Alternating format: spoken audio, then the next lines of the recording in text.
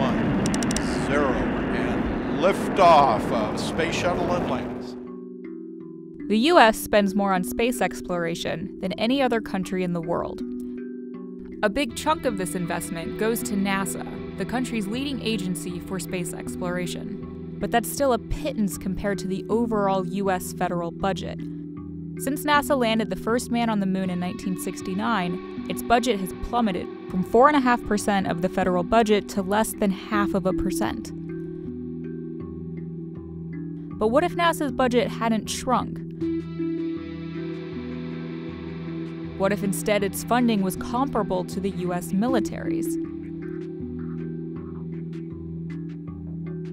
How close would we be to actually colonizing Mars or visiting another star system? It's impossible to know for sure, but here's a look at how NASA's budget compared to the U.S. military's in 2016. Put another way, the military's budget for 2016 would pay for a crewed mission to Mars with tens of billions of dollars to spare.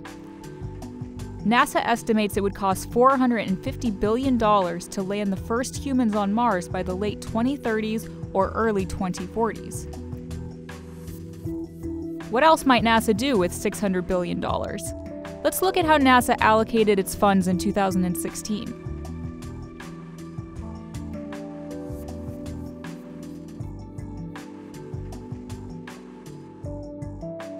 If NASA allocated $600 billion the same way, here's how that would look.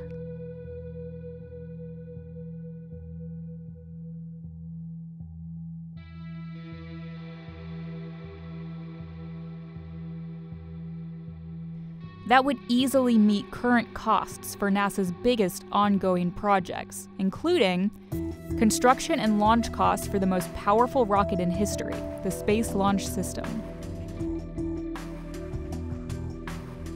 the most powerful space telescope ever built, the James Webb Space Telescope, partnering with SpaceX on its first mission to Mars in 2018, the Red Dragon mission, pay for NASA operations on board the International Space Station through the year 2024. So, how would you have NASA spend the rest? We can think of some ideas.